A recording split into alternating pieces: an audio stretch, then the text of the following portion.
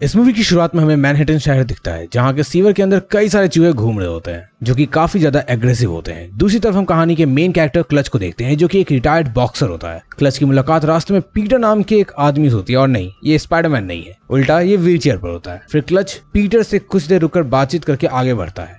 इसके बाद वो जब अपने अपार्टमेंट में पहुंचता है तो क्लच का पड़ोसी रॉस को एक लगा हुआ नोटिस दिखाकर बताता है कि ये बिल्डिंग अब एक कंपनी ने खरीद ली है, इसलिए हमें अब उन्हें किराया देना होगा। अभी दोनों बात कर ही रहे होते हैं कि वहाँ चार्ली नाम का एक आदमी आता है जो इसी बिल्डिंग में रहता था। वो रॉस से कहता है कि इस बिल्डिंग के सभी सीवर जाम हो चुके हैं, इसलिए तुम्हें वहां जाकर देखना होगा। असल में रॉस एक प्लम्बर है, इसलिए चार्ली ने उसे ये काम करने को कहा है। फिर जब चार्ली बाहर जाता है तो वहाँ कूड़े के पास हमें एक बच्ची की लाश दिखती है जिसके पास चूहे घूम रहे थे, यानी कि ये चूहे कुछ ना कुछ तो गड़बड़ कर रहे हैं। आगे हम पीटर को उसके फ्लैट में देखते हैं जहां अचानक से एक लड़की उस पर हमला करके उसे मार डालती है। अब इस लड़की ने ऐसा क्यों किया ये हमें आगे पता चलेगा। खैर, इधर क्लच को अपनी बेटी का एक वॉइस नोट मिलता है जिसमें उसने बताया होता है कि वो आज वापस घर आ रही है। दरअसल क्लच की बेटी एक सोल्जर होती है और उसकी ड्यूटी इराक में लगी हुई थी। अपनी बेटी के आने की खबर सुनकर क्लच काफी ज्यादा खुश होता है और बाकी तैयारियों में लग जाता है। इसी के साथ हम क्लच की बेटी केसी को देखते हैं जो कि इस स्टेशन पर ट्रेन के आने का इंतजार कर रही है। तभी एक आदमी वहाँ केसी को देश के लिए सर्विस देने के लिए थैंक्स बोलता है और उसे काफी ज्यादा अप्रिशिएट भी करता है। इस बीच केसी की ट्रेन आ जाती है और वो उस ट्रेन से मैनहट्टन के लिए निकल जाती है। दूसरी तरफ बिल्डिंग में हम के नाम की एक महिला को देखते हैं जो कि अपने बेटे ऑटो को स्कूल जाने के लिए जगा रही होती है, जिस पर ऑटो बताता है कि उसकी तबीयत आज उसे ठीक नहीं लग रही, इसलिए आज वो नहीं जाएगा।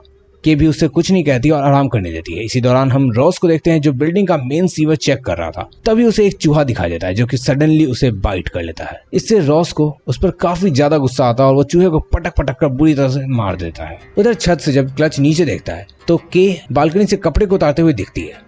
इसी वक्त पर एक कपड़ा उतरकर पेड़ की डाल पर लटक जाता है। वो उसे देख ही रहा होता है कि तभी ऑटो आता है जिसके साथ क्लच मजाक में थोड़ी बॉक्सिंग भी करने लगता है। फिर हम चार्ली के फादर फ्रैंक को देखते हैं जो थोड़े बीमार हैं।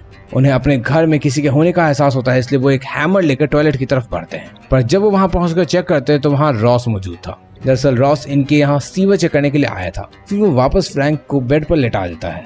वहीं रॉस को सडनली गर्मी कुछ ज्यादा ही लगने लगती है एंड हम समझ आते हैं कि शायद ये चूहे का ही असर है। वहीं उधर क्लच के कपड़े को निकाल लेता है जो देखकर उसका दोस्त कोको उसे चिढ़ाता है कि यार तुम्हें पसंद है वो तो सीधा बोल दो जाकर के। लेकिन यहाँ क्लच कोको की इस बात को टाल देता है। इधर के देखती है कि ऑटो एकदम ठीक है और वो गेम्स वगैरह खेलने में लगा हुआ है। ये देखकर के उसे डांट लगाती है और बोलती है कि तुम स्कूल क्यों नहीं जा रहे हो। और हम इस कन्वर्सेशन से समझ पाते हैं कि ऑटो के पिता की अचानक से मौत होने के कारण पूरी जिम्मेदारी अब के कंधों पर आ गई है।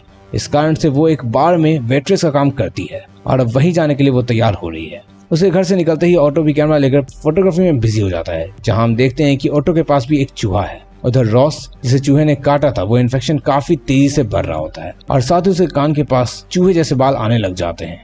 इसके बाद वो उसे शेव करके अपनी हालत को नजरअंदाज करते हुए के घर सीवर चेक करने के लिए जाता है जहाँ ऑटो भी था। के ने ऑटो को भी घर पर लॉक कर दिया होता है और चाबी भी उसके पास नहीं होती, तो रॉस को मजबूरन वहां से जाना पड़ता है। इसके बाद के बाल में पहुंचकर अपने काम में लग जाती है। इसी वक्त पर टीवी में बताया जा रहा होता है कि बढ़ती गर्मी और पॉल्यूशन के कारण एक अननोन वायरस डेवलप हो रहा है जिसके कारण लोग ज़ॉम्बी की तरह बर्ताव कर रहे हैं और ये हालत पूरे मैनहट्टन शहर की है। इन इन्फेक्टेड चूहों को रोकने के लिए सरकार ने सभी रास्ते बंद कर दिए होते हैं जिनमें ट्रेनें भी शामिल हैं। इधर केसी को लाइन चेंज करके दूसरी तरफ बैठना होता है, लेकिन सब कुछ कैंसिल होने के कारण और ट्रांसपोर्टेशन बंद होने की वजह से वो पैदल ही घर की ओर निकलने लग जाती है। इन सबसे अनजान क्लच के को उसका ड्रेस लौटाने के लिए आता है, जिस दौरान हम समझ पाते हैं कि के मन में भी क्लच को लेकर कुछ फीलिंग्स है। मगर क्लच वहां पर ज्यादा देर तक नहीं रुकता क्योंकि उसे अपनी बेटी की वेलकम की तैयारी करनी थी। इस वक्त के का कोवर्कर रे आता है। इसका ये बर्ताव अजीब था। वहीं बार में रखे ट्रैप में एक चूहा मर जाता है तो के रे से उस चूहे को बाहर फेंकने के लिए कहती है, लेकिन रे उसे फेंकने के बजाय सबकी नजरों से छिपाकर खाने लगता है, जिसे पीछे से ऐसा करता हुआ के देख लेती है। लेकिन उसे कुछ भी समझ नहीं आता, इसलिए वो अपने काम में लग जाती है। वहीं बिल्डिंग में चार्ली क्लच को बताता है कि बाहर चूहे लोगों को काट रहे, जिससे एक अजीब वायरस फैल रहा है। अब ये सुनकर क्लच को केसी की चिंता होने लगती है कि वो भी तो वहीं है। दूसरी तरफ केसी डरते हुए शहर की जगह जंगल के रास्ते से बढ़ने लगती है और वहां भी उसको कुछ न कुछ आवाजें आ ही रही थी। धीरे धीरे वो आगे बढ़ती है तो उसको वहां पर एक साइकिल पड़ी हुई मिलती है जिसकी हेल्प से वो तेजी से घर की तरफ निकल जाती है। वहीं बार में दिखता है कि पीछे के रास्ते से एक इन्फेक्टेड लड़की अंदर घुस जाती है और वो एक एक करके सभी को काटना शुरू कर देती है। दरअसल इन्फेक्शन फैलने की वजह से लोग ज़ॉम्बी की तरह ही एक दूसरे को काट रहे थे और उनका सिर्फ बर्ताव और आवाज ही चूहे की तरह हो चुका था। लेकिन ज़ॉम्बी की तरह वो जिन्हें भी काटते थे वो भी इन्फेक्टेड हो जाते थे और कोई इन्फेक्टेड पर्सन दूसरे इन्फेक्टेड नहीं बल्कि सोबर इंसान को ही काटता था। देखते देखते पूरे शहर में इसी की अफरा तफरी फैल जाती है। अब हमें बार का मालिक विक दिखता है, जो कि पहले इन्फेक्टेड लोगों से लड़ता है। फिर उनकी संख्या देखकर वो भी भाग खड़ा होता है। इसी बीच के एक इन्फेक्टेड आदमी से बचते बचाकर बेसमेंट में छिप जाता है। दूसरी तरफ क्लच को भी सिचुएशन का अंदाजा हो जाता है, जिस कारण जब कोई दरवाजा खटखटाता है तो वो डरते हुए दरवाजे को खोलता है। इसके खोलते ही वो पूरी तरह से ट्रांसफॉर्म हो चुका रॉस सभी के सामने आकर क्लच और बाकी सब पर हमला कर देता है। फिर उसको तीनों मिलकर एक अलमीरा में बंद कर देते हैं और क्लच चार्ली को लेकर उसके पिता फ्रैंक के पास छोड़ देता है। फिर वो ऑटो के पास जाता है, जिससे उसे पता चलता है कि अभी भी बाहर से वापस नहीं आई है। ऐसे में क्लच दरवाजा तोड़कर ऑटो को बाहर निकालता है। ऑटो को सेव करने के बाद वो बाहर निकलता है तो उसका कई सारे इन्फेक्टेड लोगों से सामना होता है, जिन्हें वो अपनी बॉक्सिंग स्किल से धूल चटाते हुए आगे बढ़ता है। इसी दौरान वो देखता है कि एक इन्फेक्टेड आदमी एक महिला को पकड़े हुए है। वो फिर उस महिला को जाकर बचा लेता है, पर इससे कोई फायदा नहीं होता क्योंकि महिला को पहले काट लिया गया था और अब वो इन्फेक्टेड हो चुकी है। वहीं इस तरफ केसी साइकिल के जरिए आगे बढ़ रही होती है कि तभी उसके सामने कुछ इन्फेक्टेड लोग आ जाते हैं और केसी को साइकिल वहीं छोड़ना पड़ता है। लेकिन किस्मत से उसे आगे ही एक गाड़ी मिल जाती है, जिसे बैठकर वो आगे निकल जाती है। अब इधर क्लच बार में जाता है, जहाँ वो इन्फेक्टेड लोगों से लड़ते हुए के को ढूंढने में लगा हुआ था, जो कि उसे एक बेसमेंट के कमरे में मिलती है। उसे देखकर क्लच पूछता है कहीं तुम्हें किसी ने काटा तो नहीं, तो वो ना कहती है। क्लच उससे कहता है कि देखो हमें कुछ देर यहीं रुकना पड़ेगा क्योंकि बाहर बहुत ही खतरनाक लोग घूम रहे हैं जो अपनी गाड़ी के अंदर बैठे हुए हैं। क्लच अभी अपनी गाड़ी में बैठा हुआ होता है कि तभी एक आदमी आकर उससे मदद मांगता है, लेकिन विक उसकी कोई मदद नहीं करता। तुरंत ही इन्फेक्टेड लोग उस आदमी को नोच डालते हैं। अब ये देखकर विक बहुत बुरी तरह से डर जाता है और छिपकर अपने बार में वापस आ जाता है।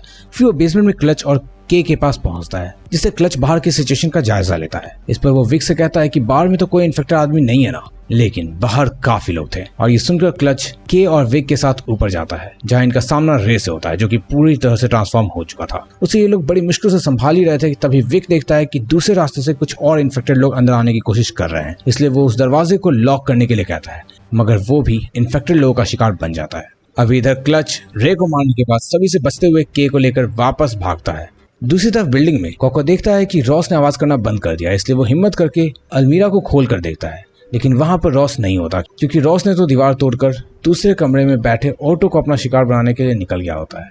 अब ऑटो तो उसके हाथ नहीं लगता, लेकिन उसका चूहा रॉस के हाथ लग जाता है, जिसे वो जिंदा ही खाने लगता है। अब ये देखकर ऑटो उस पर कैमरे से फ्लैश मारता है, जिसे देखते ही रॉस रुक जाता है और वो इस चीज का फायदा उठाकर वहां से कैसे भी करके निकल जाता है। एक तरफ के और क्लच सभी से बचते हुए भाग रहे होते हैं। तभी उनकी मुलाकात केसी से होती है, जो इन्हें गाड़ी में बैठने को कहती है, पर यहाँ कुछ इन्फेक्टेड लोग के को पकड़कर गाड़ी से बाहर खींच लेते हैं, जिसे केसी और क्लच बचाने की पूरी कोशिश करते हैं, मगर इसका कोई फायदा नहीं होता और क्लच को यहाँ से निकलना पड़ता है। फिर केसी और क्लच खुफिया रास्ते से बिल्डिंग में लेकर जाता है, जहाँ कमरे में उन्हें कोको मिलता है, जिस दौरान कोको के बारे में क्लच से पूछता है। इसका क्लच के पास कोई भी जवाब नहीं था, पर केसी कोको और क्लच से मिलकर काफी खुश होती है। क्लच फ्रैंक और चार्ली के पास जाता है और उनसे कहता है कि अगर आप चाहो तो हमारे साथ आ सकते हो, जिसे दोनों मना कर देते हैं।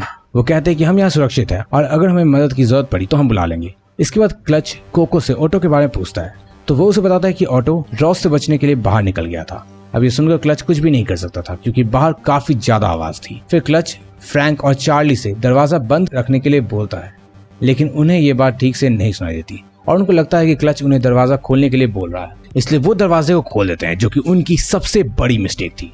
दरवाजा खुलते ही सामने कई सारे इन्फेक्टेड लोग तेजी से दोनों की तरफ दौड़ते हुए आते हैं, पर अब तक बहुत देर हो चुकी थी और अंदर इन्फेक्टेड लोग आ चुके थे, जिनसे बचने के लिए दोनों बालकनी में छिपने की कोशिश करते हैं, मगर अब इनका बचना नामुमकिन सा था, जिस कारण फ्रैंक सिलेंडर में आग लगाकर ब्लास्ट कर देता है, जिससे उसके साथ चार्ली भी वहीं मार जाता है।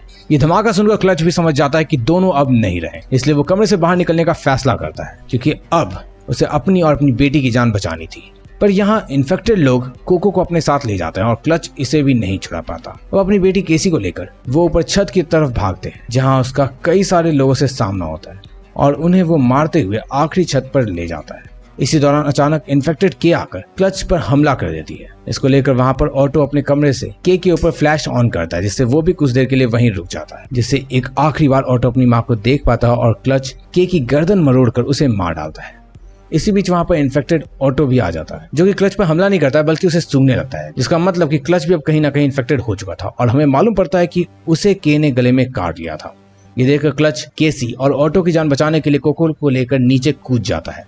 इसी बीच वहां कुछ आर्मी वाले आते हैं जो शहर भर में इन्फेक्टेड लोगों को मार रहे थे। वो केसी की कपड़े में खून लगा देखकर उसे इन्फेक्टेड समझते हैं और केसी पर भी इंजेक्शन फायर करते हैं, जिसके लगते ही केसी की वहीं पर मौत हो जाती है। ये देख ऑटो बहुत दुखी होता है, लेकिन अब तक बहुत देर हो चुकी थी। वहीं इधर क्लच की जान भी चली जाती है, जो कि अपनी आखिरी सांसों को लेते हुए अपनी बेटी की लाश को देख रहा था। वहीं मूवी के एंडिंग में हमें पता चलता है कि मैनहट्टन सिटी वापस नॉर्मल हो गई, क्योंकि गवर्नमेंट ने टाइम रहते एक्शन ले लिया था। लेकिन लगभग इस स्टोरी के सारे कास्ट मारे जा चुके थे।